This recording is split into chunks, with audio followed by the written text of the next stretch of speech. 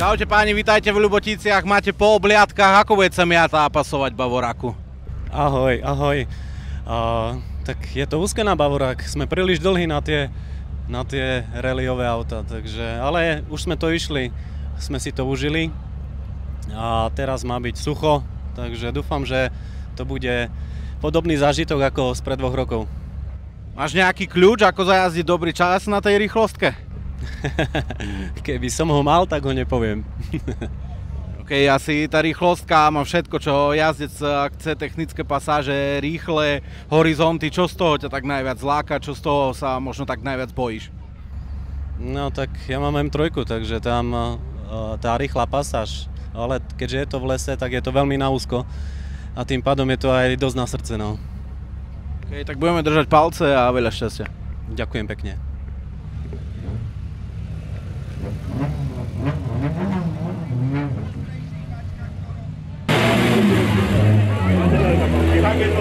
Tak je to super.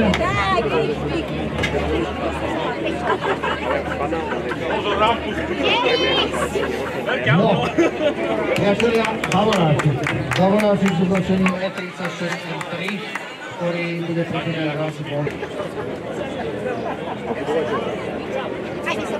Tak, jeden potenciálny spolujazdcov sa už prihlásil. Postavím sa.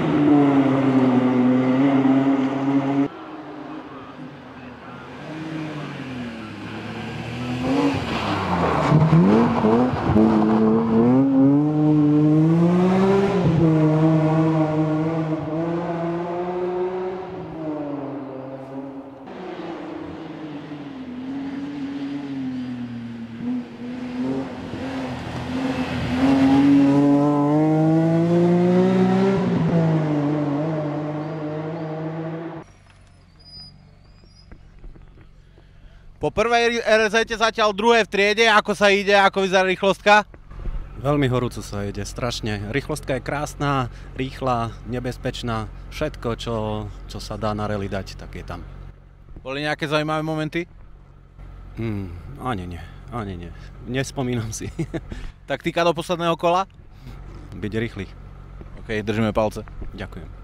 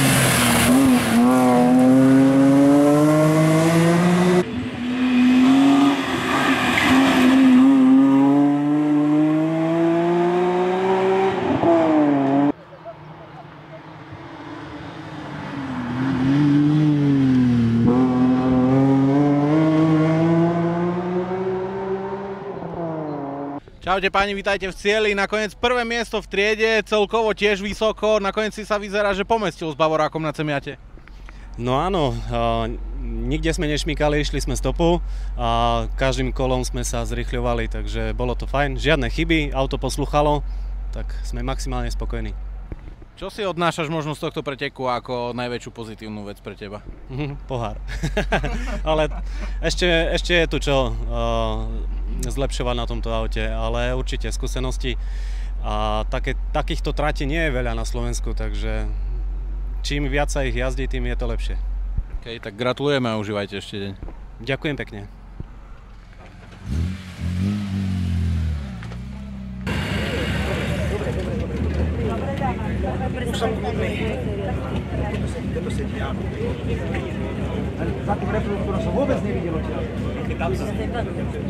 S 18-kou práve preberajú poháre za prvenstvo v triede PS7, teda Peťo Klik a Erik Nižák z BMW E36 3, ktorí sú odtiaľto z Ľubotíc a z Semiat.